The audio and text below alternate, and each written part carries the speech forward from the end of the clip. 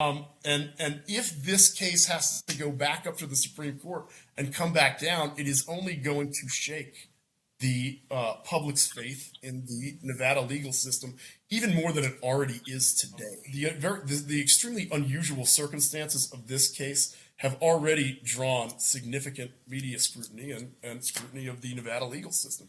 And I think that if it has to come back down again, it's only going to cause more questions. I mean, for the benefit of the legal community in general and the public's faith in the legal community, an evidentiary hearing is necessary to find out what happened here.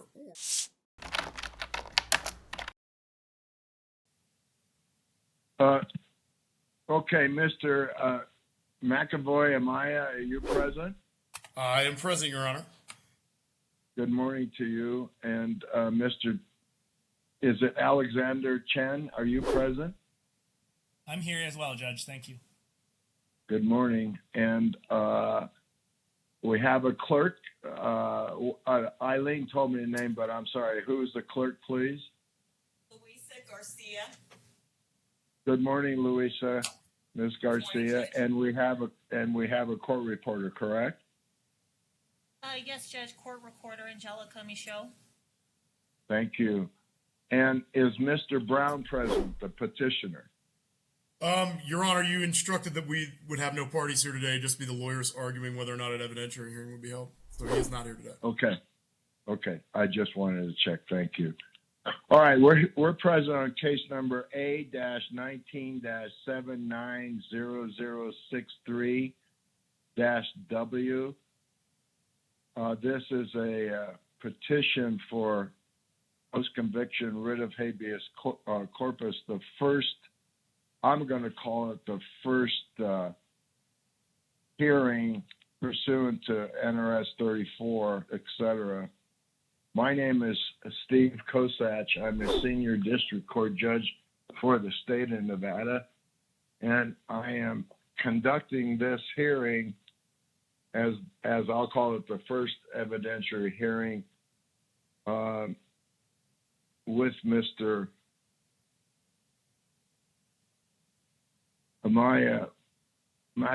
McAvoyAmaya and Mr. Chen. The name of the case is Mr. Marlon Lorenzo Brown, petitioner, versus Brian Williams, senior warden of High Desert State Prison, Clark County, Nevada. Aaron Ford, Attorney General of Nevada. And this is a 8th Judicial District Court case. I have read the supplements, the petition and supplements, and I have read the response, and I'm ready to proceed. Mr. McAvoyAmaya, if you would give me a very short, brief, let's say an opening statement in regards to your points, and then I'll ask for a response from the DA, and then we will proceed with a reply, if you will, and we'll get this hearing started. So, Mr. McAvoyAmaya, please. Excuse me. Yes, Your Honor. I would like to note, I requested this initial proceeding because, to follow the appropriate statutory procedure for habeas proceedings, which is to initially determine whether or not the allegations are sufficiently pled to entitle the petitioner to an evidentiary hearing. I would like to direct the court's attention to the very last page of the state's supplemental brief. It's the second sentence of the last paragraph, where they present the standard for whether or not a petitioner is entitled to an evidentiary hearing. They state that a post-conviction habeas petitioner is entitled to a post-conviction evidentiary hearing when he asserts claims supported by factual allegations, not belayed by the record, if true, would entitle him to relief. This is a pleading standard. If we have pled this petition with claims that are supported with specific allegations, identifying sources of evidence and witnesses, my client is entitled to an evidentiary hearing. It is not permissive. He must be given his right to an evidentiary hearing as long as the petition is sufficiently pled, and of course not successive. If the court determines the petition is successive, then the court could summarily dismiss the petition. However, because there is no valid decision on the merits, the court cannot come to the conclusion that this is a successive petition. I have extensively reviewed and briefed the issue of Judge and the impact of Judge Levitt's recusal on July 19th of 2019 numerous times in this matter. First, I raised the issue in the petition. I outlined the black letter law of Nevada for over 100 years on the issue in the reply. And the state has had the opportunity to respond to that argument multiple times and has not refuted the black letter law and effectively just failed to address the issue and impact of Judge Levitt's prior recusal in this case on her subsequent orders. All orders that Judge Levitt has entered in this matter before you received it are not simply voidable, they are void. That is the law of Nevada for over 100 years. For that reason, this petition must be treated as a first petition. The review that this court is required to do today is determine whether or not our petition and 50 or more page supplemental brief in support of it have been sufficiently pled.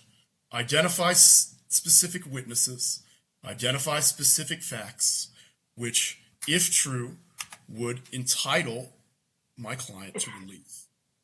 The state has failed to even argue in any of their filings thus far that if our allegations are true, our client would not be entitled to relief. Instead, they focus on the evidence that we have not been permitted to discover yet because no evidentiary hearing has been set and no discovery period has been permitted. This is not the time for this. Right now is the time to determine whether or not this is pled. And the supplemental brief submitted by the state makes clear that we have met the standard on page 2 of their supplemental brief. They list several specific witnesses we have identified in our petition, including Shane Valentine, former Justice of the Peace Melanie Tobiasen, Judge Levitt's daughter Morgan Levitt, Judge Levitt herself. I believe this is going to be the 4th paragraph on page 2. Mr. Chen argues, other than former Judge Tobiasen's comments, there is no evidence that Morgan was involved in any prostitution ring or that she even knows or knew petitioner. By using the term other than, the state has conceded that we have identified specific evidence that our allegations are true. By doing so, we have met the pleading standard. An evidentiary hearing is required in this matter to permit us to discover evidence, to subpoena records, such as the letter that Judge Tobiasen sent to the Las Vegas Metropolitan Police Department referencing Judge Levitt's complaints to the Las Vegas Metropolitan Police Department about Shane Valentine, which would tend to prove that she had knowledge of the issues prior to presiding over petitioner's case. Judge Tobiasen's testimony under oath, which has not occurred yet. Judge Levitt's, Mr. Chen cites to Judge Levitt's affidavit submitted. We have not, the court cannot take that evidence without giving us the opportunity to cross-examine Judge Levitt about her statements in those affidavits. all in all, the state has effectively conceded that we have alleged specific claims, specific factual allegations, identified specific evidence, identified specific witnesses, and never disputed that if our allegations are true, that our client would not be entitled to relief. If these allegations are true, our client would be entitled to relief. And because our petition is sufficiently pled, we are entitled to the evidentiary hearing. However, I would suggest, considering the court's concern over expressed concern at the conference between myself, Mr. Chen, and the court, that the record as it exists today is sufficient to establish implied bias. Implied bias is a reasonable person standard. It is whether a reasonable person aware of all the facts as they exist in the record today would believe that Judge Leavitt's impartiality could be reasonably questioned, and that that issue is unconstitutionally tolerable. And we have presented more than enough evidence to establish that standard. We have even consulted an expert, Nevada's resident expert, one that the that judges seminars, for Nevada judges have cited to, and his review of the record as it exists today was that at least implied bias is met. At the very least, implied bias is met. And he even stated that a change of venue was warranted, which I would note that the Chief Justice of the Nevada Supreme Court actually directed the 8th Judicial District Court to do, which is why we're before this court. And for that reason, I think that at this point in time, the court can either grant us the new trial on the issue of implied bias alone. That would allow the court not to have to impugn anything that any of the sitting judges involved in this case, or judges involved in this case, had done. We wouldn't have to scrutinize any of that stuff. We wouldn't have to go through the painful process of putting judges on the stand, pitting judge against judge, considering petitioner's prior trial counsel, Judge Ballou, is now a sitting judge. Instead of having to go through that painful process, the court could just grant the petition on the implied bias alone on the record as it exists today. But if the court believes the petition and the record as it exists today is not sufficient to establish implied or actual bias yet, we are entitled to the evidentiary hearing. We are entitled to the discovery period to be able to subpoena records. And we would insist that we be given that opportunity to prove our allegations. It is a central tenet of American jurisprudence that proof does not come before discovery. We must be permitted to discover the evidence proving our, as the state puts it, conspiracy theory allegations. That's my opening. I will pass to the state.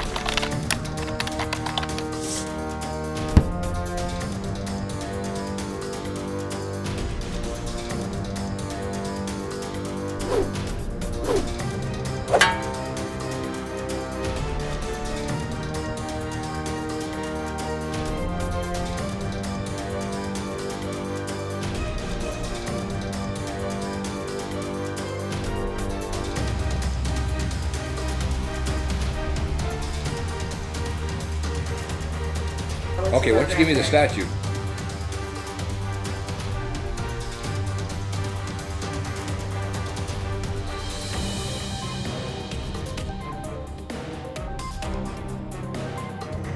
I'm not putting up with any of the crap here today.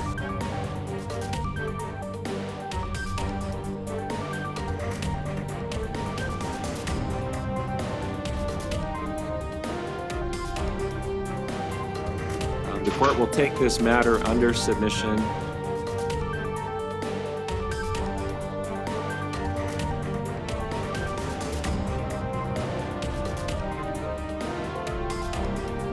This is the time set for your hearing on custody.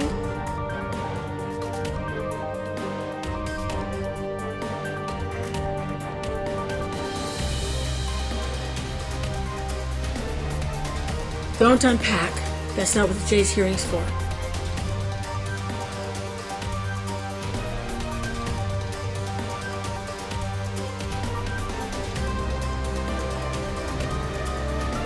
The likely result of that is you will be remanded into custody.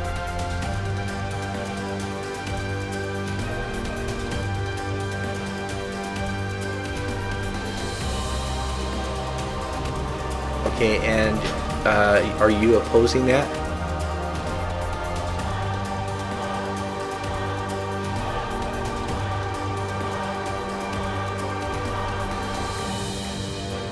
Counsel, your appearances for the record.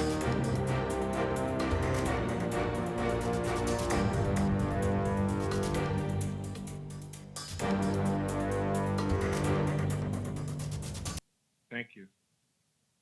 Mr. Chen. Thank you, Your Honor. And I once heard a quote that said, and a judge here had a sign on his desk, and it said, "The truth can be told in few words." I think when you read everything that petitioner has filed, the hundreds of pages that they've filed, read their petition, their errata, their traverse, all the documents that they've included, the one thing that you'll never see in this case is any connection between Marlon Brown and Judge Levitt, or Marlon Brown, the petitioner, and Judge Levitt's daughter. Now, when Mr. McAvoy is saying that we concede he's entitled to an evidentiary hearing, we absolutely do not. As he pointed out, you have to actually plead facts, factual allegations. And what we pointed out in our bench memorandum to the court is that there are no factual allegations. Even Marlon Brown, the petitioner, has nothing to say about his knowledge of Judge Levitt's daughter or Judge Levitt. All they do is use speculation from a judge who's now not even a judge and has resigned her post based upon everything that's happened here. You have her hearsay allegations, and they use that as the basis for their claim. And as I'm sure that this court is aware, evidentiary hearings in post-conviction are not discovery expeditions. You only get to do discovery after you've established claims that are viable. So here, we don't have to have any discovery, we don't have to have an evidentiary hearing, because they haven't pled a single fact that shows that Judge Levitt was in any way biased or that she did anything improper in this case. And essentially, no matter what petitioner says today, you're not going to hear any facts that are actually supported by this record. And with that, Your Honor, I'll submit it. Your Honor, again, I would. Any reply? Yes, I would point to the final statement that the state has made. Facts supported by the record. The record is incomplete. We have not been permitted discovery. The state is presuming that we must prove allegations that we have made without having the benefit of discovery or testimony. Judge Tobias's statements to the media are evidence. Are they admissible at this time? Absolutely not. We need to get her on the record to give testimony about those statements to confirm whether or not they are true. We need to get Judge Levitt on the stand to testify regarding those allegations, to either refute them, confirm them. We need to be able to discover what communications occurred between Judge Levitt and Judge Tobias, two colleagues who lived or who worked in the same building, whose daughters went to the same high school, whose daughters were friends, that hung out in the same crowd. One of the daughters was employed by petitioner. That's Judge Tobiason's daughter. Judge Tobiason also presided over Judge Levitt's daughter's domestic violence case and has made representations to the media regarding that case. I mean, these things must be reduced to sworn testimony. The fact that these statements are not sworn at this time because they were given to the media rather than in testimony is exactly the problem here. We can't substantiate these allegations based on Judge Tobiason's statements to the media because we have not been given the opportunity to put her on the stand to confirm those allegations. That is the point here. Nowhere does the state argue that if Judge Tobiason's allegations are correct, we would not be entitled to relief as a matter of law. And for that reason, I'd submit, and we can move on to the next, whatever the court believes is necessary for the next part of the proceedings. Submitted as far as the issue of NRS 34.770, judicial determination of need for evidentiary hearing. Yes, I believe that those are the opening statement, response, and reply. So I don't know exactly what the format of the court wants to go from here, but that it was my understanding that we're going to have opening argument, response, reply, and it was unclear what the court wanted to go from there. Well, all right. Well, all right. If you think that the opening statement is completed and you have other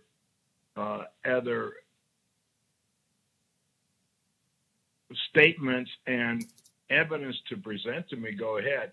I was quoting the statute just now, 34.770. A judicial determination of a need for evidentiary hearing. And that's where we are, correct, counsel? We are. This is not an evidentiary hearing. We're at the hearing before the evidentiary hearing would be held, and that's why the evidence can't even be presented at this proceeding because it's the preliminary determination of whether or not an evidentiary hearing would be held. That is the proceeding in which evidence would be received, testimony would be received, etc. Correct. I'm reading the statute, NRS 34.770. The bold print is judicial determination of need for hearing. Yes. Okay. Sure. And if Mr. McAvoyAmaya, if you have anything else to present to me in regards to this initial hearing, go ahead and do so, and I'll ask for a response by the state.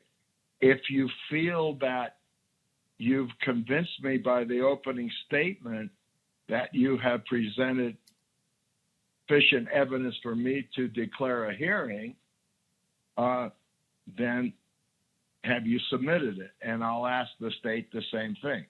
I realize I didn't mean to throw you off at all when I said you can give me a brief opening statement. So I've read everything that has been presented to me. This is my concern, though. I would say, Your Honor, which is why I would like to represent some additional matters. You keep referencing, have I presented enough evidence? This proceeding is not about evidence. It is about pleadings. That is it. I mean, the standard is clear. It is whether, and they cite it in the last page of their supplemental brief. Okay, I understand. Now I don't want to. I don't mean to interrupt because you can go on if you wish. But NRS 34.770 subsection 1, the judge, me, or justice, upon review of the return, answer, and all supporting documents which are filed. Have you sent me everything, do you think? I have sent you everything that I have the access to. There is more evidence that is needed. I understand. I understand. And so that's the point. And again, yeah, is the record as I am able to obtain of it, complete at this time?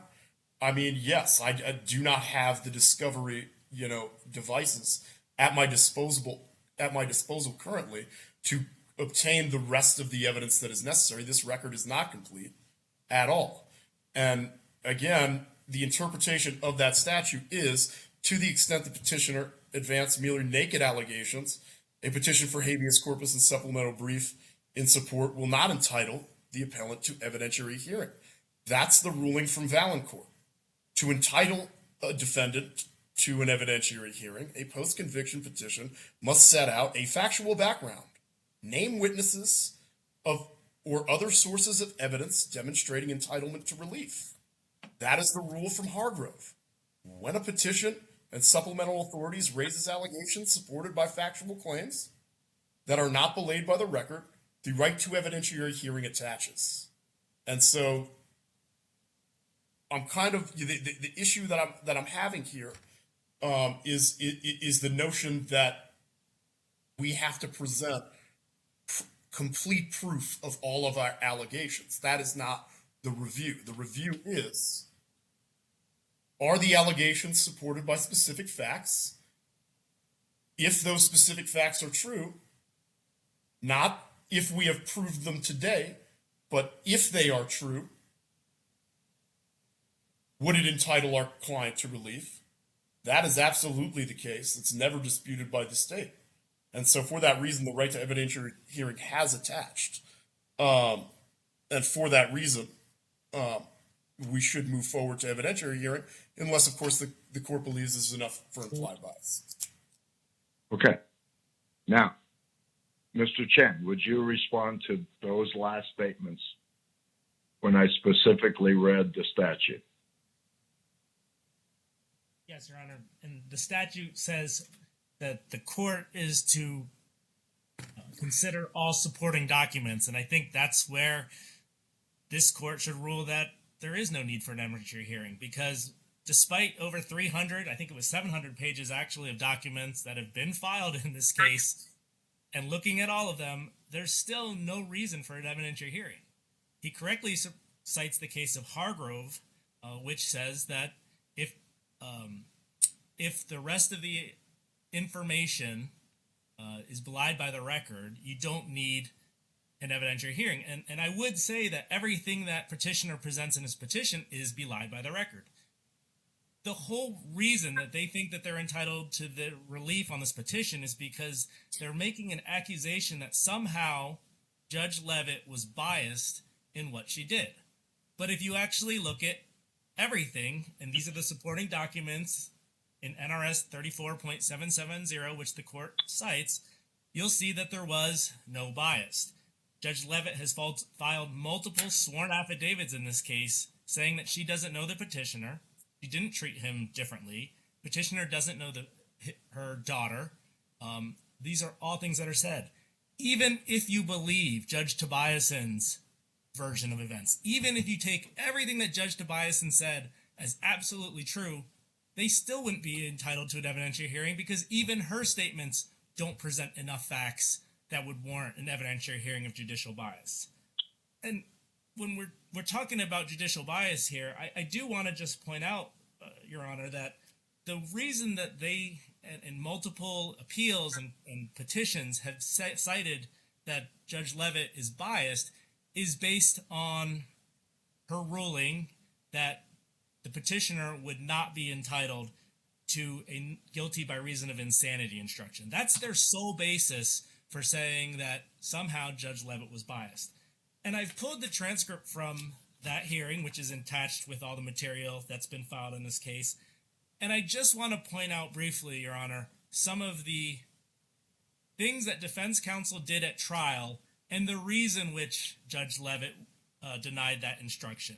Now, not only did the Supreme Court also decide that the instruction was not proper and that denial was not improper, but I just want to show you that Judge Leavitt asked defense counsel at trial, what evidence was there that he was justified to shoot the victim, because that's the standard in Finger and the other McNaughton, all these cases that have to do with insanity.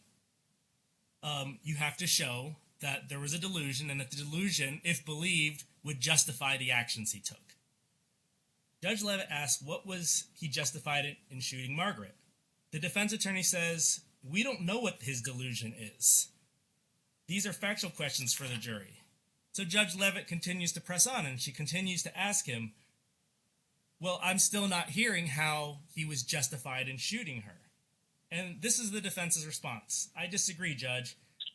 If you're, for example, in an enemy territory and you know you have who you think is a hostage who's trying to escape, then you may shoot them to render them unable to escape, unable to go to different people. Judge Levitt says, rules of engagement allow you to shoot somebody in the legs? And the defense attorney says, sure, in the middle of war. And she says, to incapacitate them? He says, sure.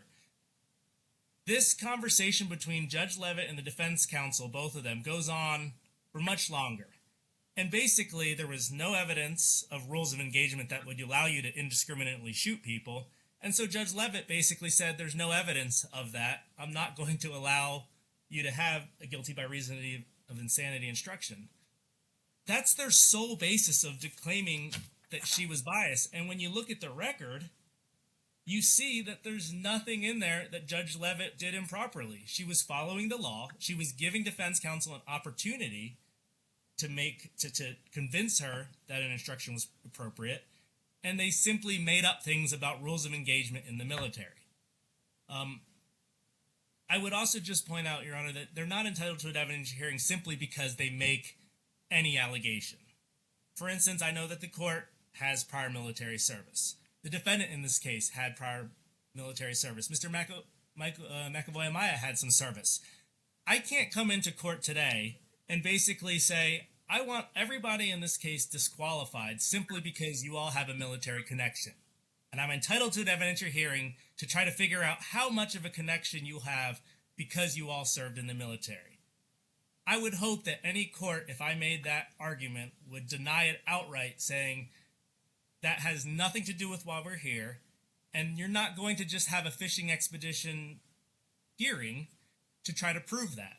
Under petitioner's version, you would absolutely be entitled to a hearing, but I think hopefully that illustrates that you have to have actual substantive information that you're providing to the court that would then trigger the need for an evidentiary hearing.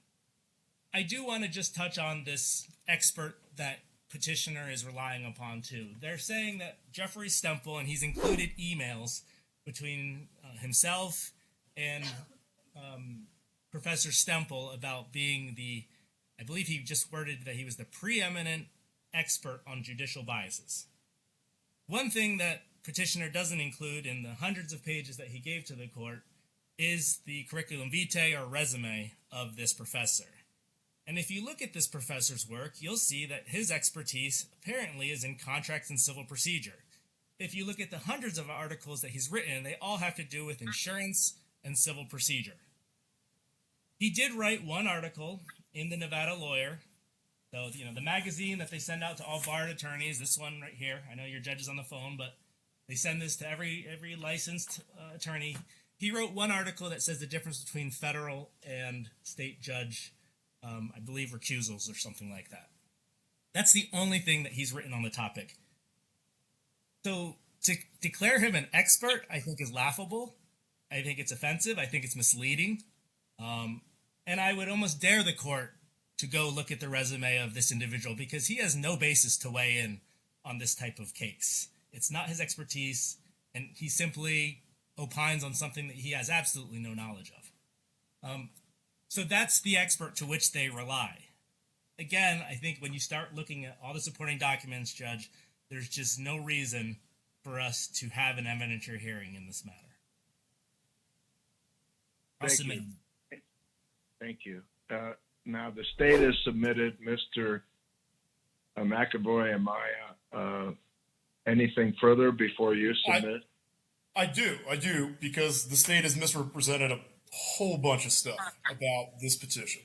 Number one, they state that the entire basis of the bias argument that we make here is rooted in Judge Levitt's actions in the case. That is not the case. In fact, the standard in Nevada for alleging bias stemming only from actions in the trial proceedings themselves is incredibly high, impossibly high. It is for that reason, to establish unconstitutional bias, you must allege extrajudicial bias. By its nature, extrajudicial bias involves bias stemming from a matter outside of the proceedings. Because the matter that we have alleged relating to bias stems from an issue involving Judge Levitt's daughter external from the proceedings, it cannot be belayed by the record. There is nothing in the record that you will be able to find that belays our allegation that it was unconstitutionally impermissible to allow her to proceed in a case where the man who victimized her daughter was publicly connected to petitioner and his business. That is the argument here. It is not the bias stemming from inside the proceedings. We believe that her actions in the proceeding is relevant. Absolutely. She ignored stipulations of the state that the NGRI jury instruction should be submitted. They had no opposition to the NGRI standard instruction. We submitted their non-opposition to that to you in our supplemental brief. They stated on the record that they didn't oppose it and that the only issue was the wording of it. We gave you the record where Judge Levitt informed the defense attorneys, disarming them of the need to get the pretrial ruling on the issue, that the instructions would be given. Now, we have not just alleged bias. We've also alleged ineffective assistance of counsel. And at the conclusion of this trial, in fact, the two defense attorneys moved for a mistrial for ineffective assistance of counsel. We've submitted affidavits of those individuals. One of them is sitting judge right now, stating that they were ineffective because they failed to get that pretrial ruling. That is an issue in and of itself in this case, warranting an evidentiary hearing. But with regards to the issue of bias, there are two standards. There is bias in fact, which the state repeatedly argues we haven't proved yet, because we have not been able to discover the evidence of actual bias. And then there's implied bias, which is the reasonable person standard, something that the state fails to argue entirely. We can prove unconstitutionally impermissible conduct by this judge ruling on this case on implied bias alone. None of that requires Judge Levitt's actual knowledge of the connection between her daughter and petitioner's business, or her daughter's victimizer, Mr. Valentine, and petitioner's business. And the state also misrepresents that Judge Tobias's statements are the only statements in the record that prove that Tobias's allegations are correct. In fact, Judge Levitt's own brother, in an official filing with the State Bar of Nevada, has now conceded much of the issues that we have raised in this petition in relation to Judge Levitt's bias, warranting an evidentiary hearing, warranting putting her on the record to confirm whether or not these allegations are true. By mischaracterizing petitioner's argument and trying to couch it into a single argument relating to bias, they are essentially misrepresenting to the court that this is the issue that the only issue that is pertinent to this petition. Ineffective assistance of counsel is pertinent to this position in and of itself. And both the defense counsel in the case, confirmed it on the record, moving for a mistrial. They submitted affidavits. And I would present to you that failing to get that pretrial ruling on the non-guilty by reason of insanity jury instruction effectively denied Marlon a defense at all. They conceded his entire case. and then didn't get the defense that he was entitled to. The court even canvassed him about the defense that he was getting, and then pulled it out from under him, leaving him no defense. That is about as clear ineffective assistance of counsel as you can find. And so that issue was separate from the bias issue itself.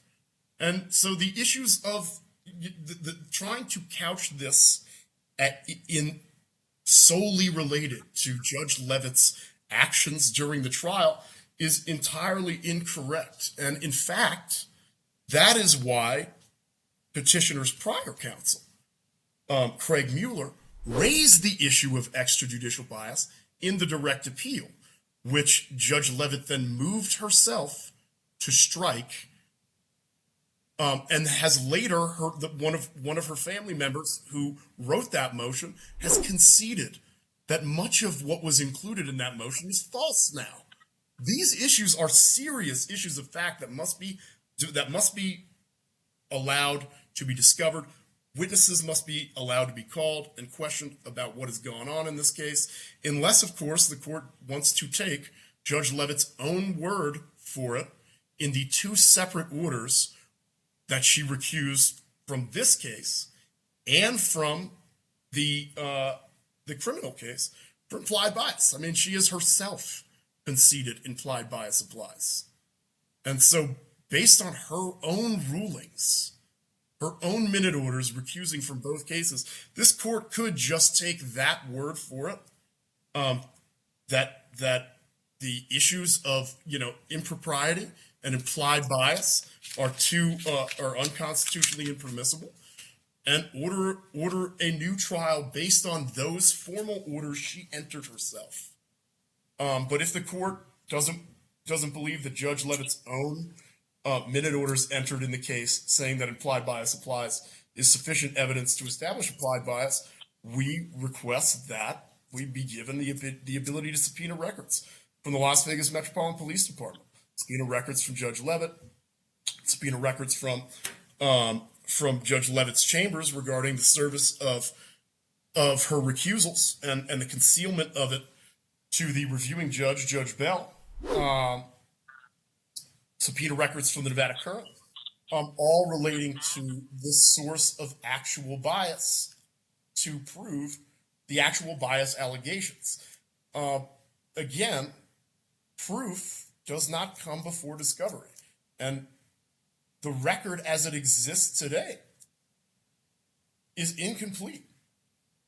The allegations, however, are sufficiently pled. We have pled specific allegations relating to Judge Levitt's bias. If those allegations are accepted as true, it would entitle petitioner to relief. The specific facts that must be alleged are not evidence. Specific evidence is not required to be alleged. Specific facts, including times, places, witnesses, sources of evidence. That is the specificity required to survive this proceeding and get to the evidentiary hearing. That is what every single binding Supreme Court case interpreting the statute the court has cited here today has ruled. And to ignore that binding precedent would be a fundamental mistake, I think, in this case, because I think the Supreme Court has already somewhat opined on the issue as it is. They have acknowledged that we have identified Judge Levitt as a witness in the case. That's identifying specific factual allegations and identifying witnesses. And because they did that, it resulted in her disqualification and a change of venue in what appears to be a very unusual, ex parte communication between the Chief Judge of the Supreme Court and the Chief Judge of the 8th Judicial District Court. And if this case has to go back up to the Supreme Court and come back down, it is only going to shake the public's faith in the Nevada legal system even more than it already is today.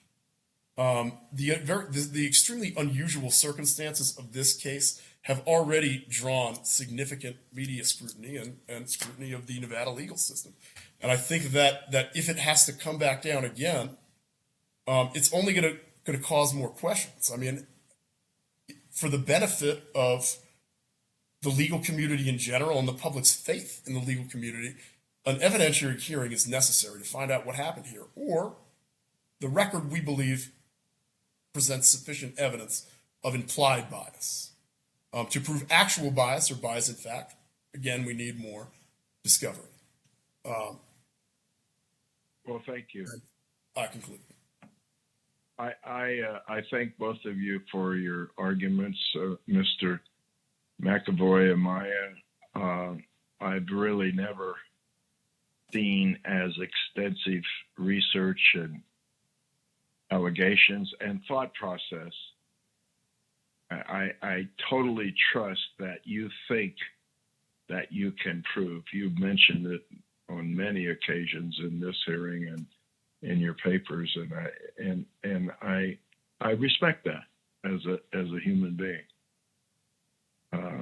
I also want to say, 30 years on the bench, I bet you, and not just Mr. McAvoyAmaya, but any attorney, any person could probably find a person that thinks that I'm biased because I ruled against them in either a trial or a hearing or whatever, a comment.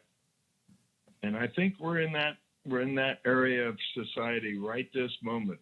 When I say area of society, I definitely think that there's a lot more scrutiny, and where I used to say back in 1991 and 92 and 93 in a civil case, well, you're just on planet, you're just on a fishing expedition. That word came up. And now it's a little bit more. But sincerely, after a review, and I'll even say further than a review, reading all of the return, the answer, and all supporting documents of the petition which have been filed, including the first, the second, the traverses, I determined that an evidentiary hearing is not required. I do not see one bit of evidence that I would objectively consider to support an evidentiary hearing. I thank you very much, both of you, for your presentation, and Mr. McAvoyAmaya for trying. I think that you have a tremendous sense of, you think you can prove that, so therefore it must be true. And I respect it, but it's out of line in this particular venue. Thank you very much. Mr. Chen, if you draft me a very small, very brief order denying pursuant to 34.770, and you may mail it to me after Mr. McAvoyAmaya reviews it, I would appreciate it. Thank you. So is the petition denied? You know what I said? Petition is denied. Well, yeah, you said denial of the evidentiary hearing. You didn't mention the petition. The petition is denied. Okay. Your Honor, just one last thing. Sorry just because I want to make sure the order is thorough.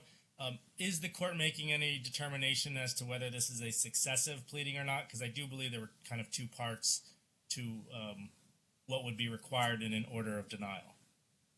Yeah. You know, I didn't even go there as far as successive pleading because of the judge's,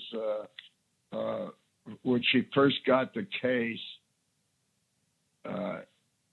But I'd say yes, I'll say it's a successive pleading, yes. Thank you, Your Honor. Thank you, Your Honor. Thank you. Thank you.